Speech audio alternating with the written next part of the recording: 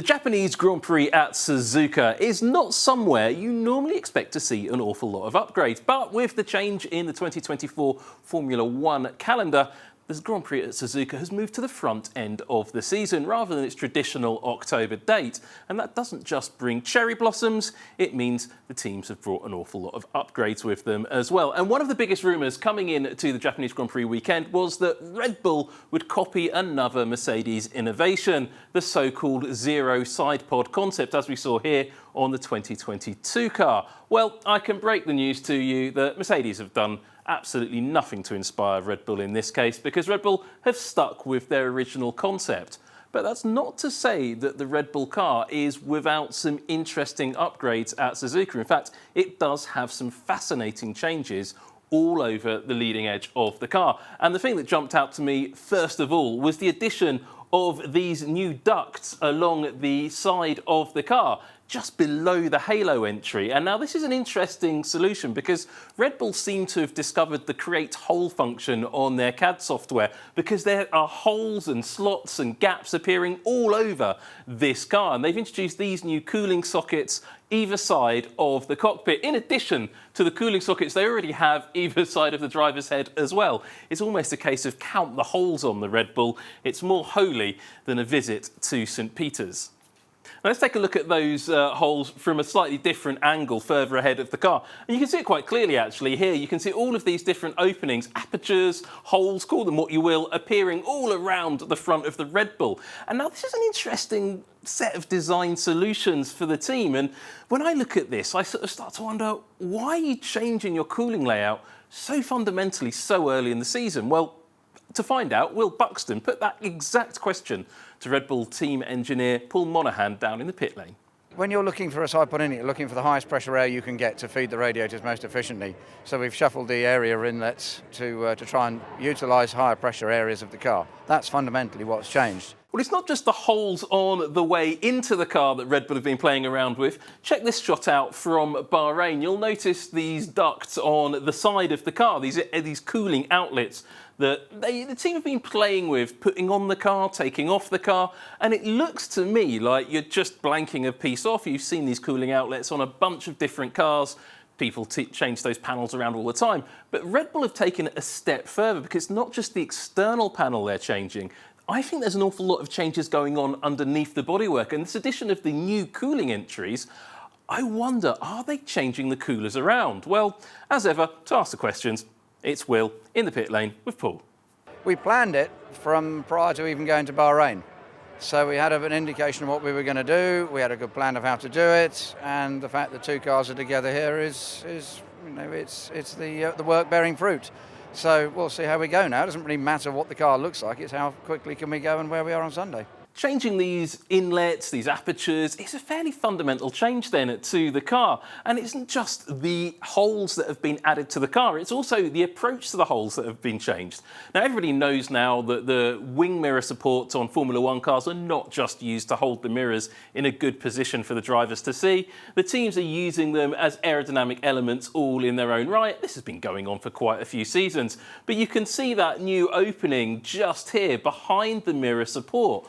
Well, you can see what Red Bull have done. They've introduced a new mirror support, we have to call it, though it does look to me like an aerodynamic element, to channel the air coming underneath the mirror and into that new aperture, just getting the airflow how the team want it into the car and underneath that bodywork, cooling whatever it is that it's cooling. The team obviously won't say exactly what system that new aperture is cooling. I think they've just reshuffled things around underneath the bodywork a little bit. Of course, the Red Bull's upgrades don't stop there.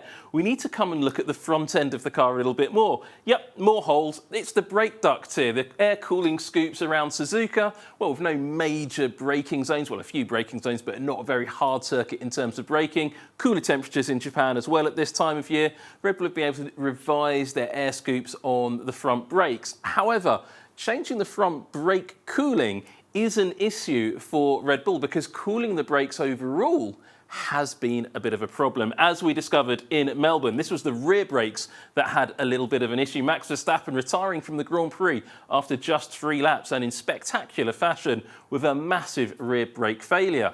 Well, it's only been 2 weeks. Have the team really understood what caused the problem, considering the rear end of the car blew itself to pieces and there wasn't much to bolt back together afterwards? And could they avoid it happening again? Well, in the pit lane with Paul for the 3rd time.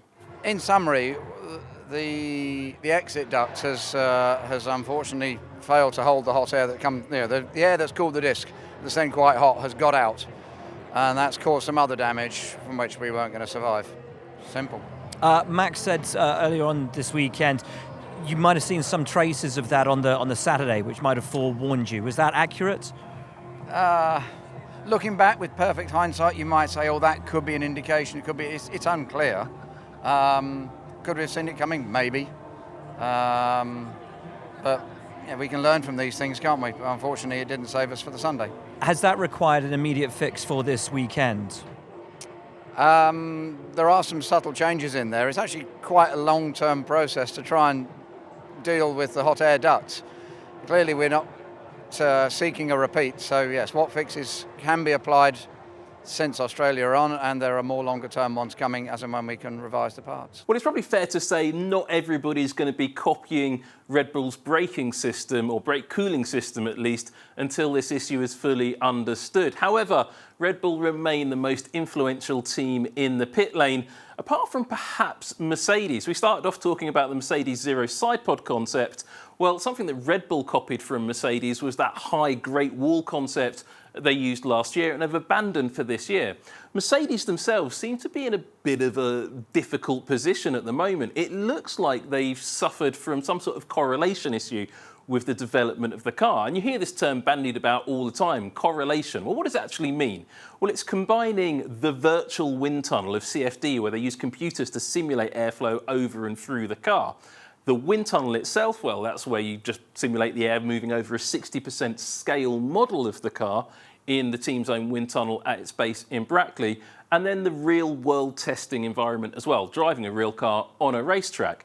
And getting all 3 sets of those data to agree with each other, that's not always quite so straightforward. If you get them all to agree perfectly, then you've got great correlation and your technical development is going to go forwards really, really well.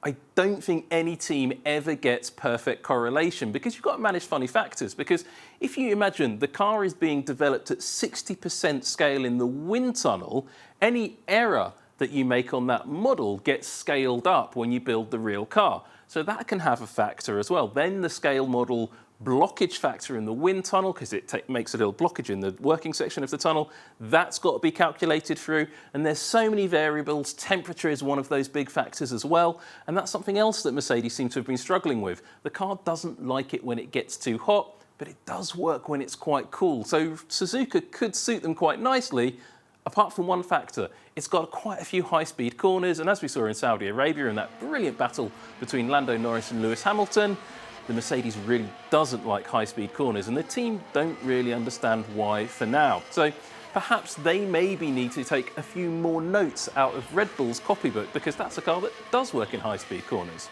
One Mercedes-powered team that has been taking a few notes out of Red Bull's copybook for some time is Aston Martin. In fact, they've even taken some of Red Bull's technical personnel.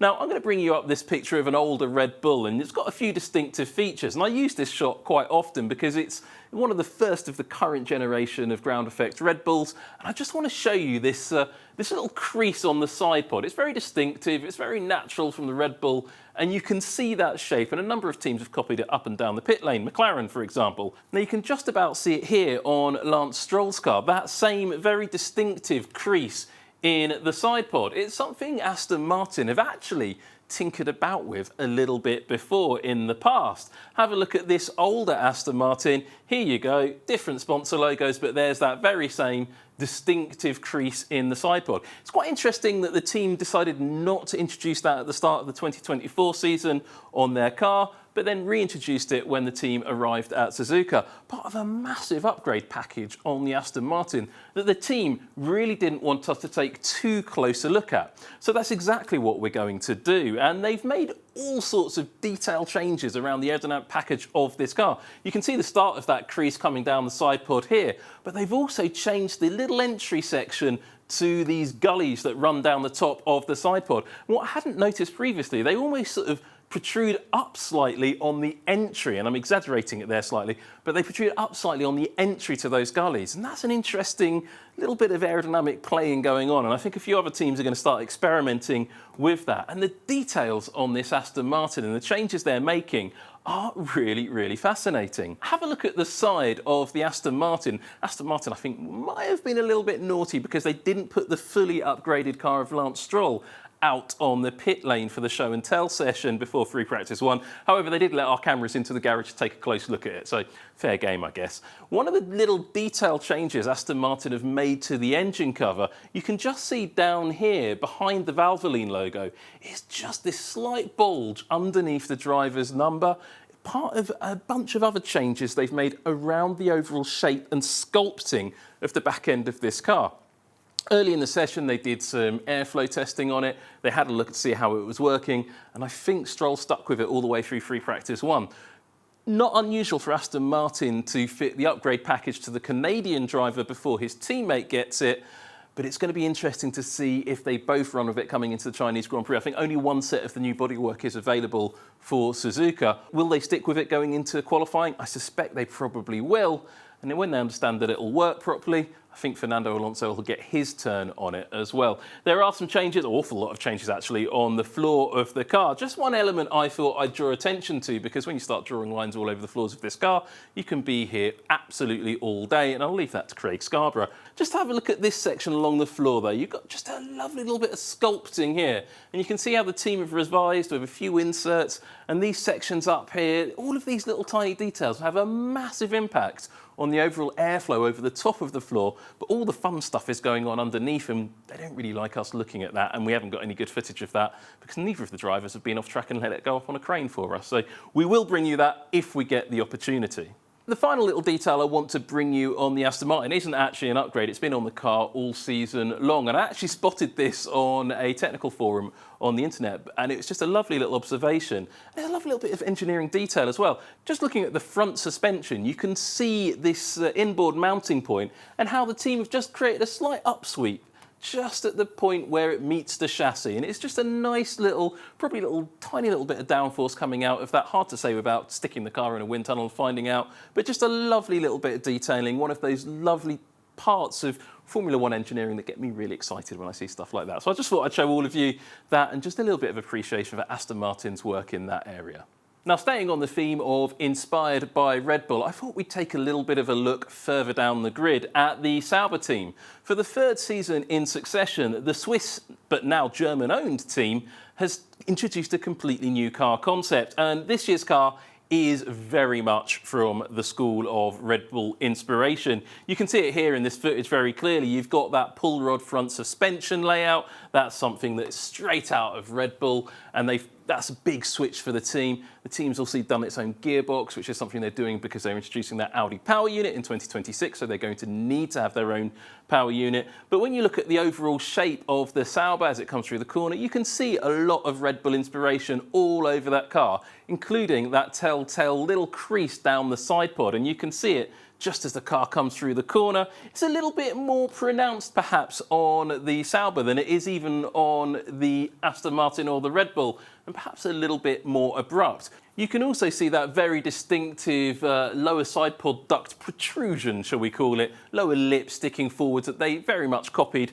from that Red Bull concept from all the way back at the beginning here. You can see the first iteration of that on the Red Bull here. Well, on the Sauber, they've taken that to a slightly more extreme level. Interestingly, Red Bull have completely abandoned that concept and gone for what some people are calling the overbite concept. But the Sauber, for me, is a car that hasn't really delivered on its potential. And I think one of the reasons for that is this. Sauber has had absolutely abysmal pit stops all season long. Here you see a wheel nut running into the fast lane. That cost them €5,000 in fines, but other pit stops during that race were absolutely appalling as well, and they've lost so much time and so many positions through terrible pit stops, cross-threading nuts and losing wheel nuts. that this team needs to fix its pit stops before it can really worry too much about fixing the car. And to take a look to see what the team have done and where the team are in terms of fixing that pit stop issue, our man Mike was down in the pit lane talking to the team about that very issue. It's something that during winter testing or even the pit stop practice at the factory, we didn't face that kind of issue. It was a bit of a surprise in race 1. So we had a cross thread the first race. And then it was even difficult to replicate that outside of the race when we do pit stop practice. That has been the difficulty. Now I think after race 2 that we had the same issue, we understand better the problem. But now the difficulty is the time frame, the lead time for some of the parts. We have got some updates here. We have got a mid-term solution as well. So it will be in 2 or 3 stages that we have to make sure that we have something more robust, because obviously the pit stops are very important in the race. Well, once that pit stop issue is resolved, maybe we'll start to see a bit more from the Sauber. Speaking about seeing a bit more of the Sauber, here it is without all of its bodywork on, and it's always a good opportunity to take a look at the car. And you can see a little bit of the construction overall of the car. You can see the Ferrari power unit sitting there, the V6 engine in the middle, the exhaust system back here.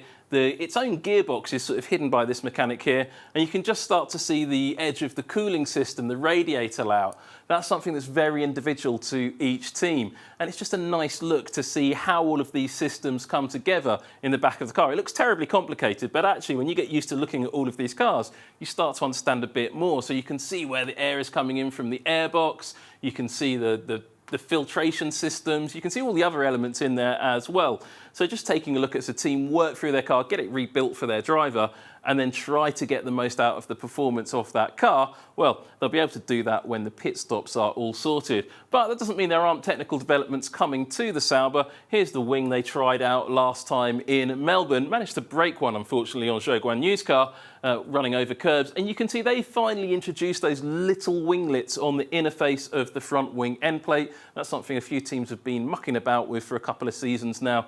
Sauber now going that route, and it's something they need to optimise, but you can't really optimise the car when it's sitting in the pits having all manner of problems. So hopefully for Sauber, they won't be seeing this problem much more, and they'll start having a few more Red Bull-like pit stops on their Red Bull-inspired racing car. How much more inspiration we'll see from Red Bull up and down the pit lane this season?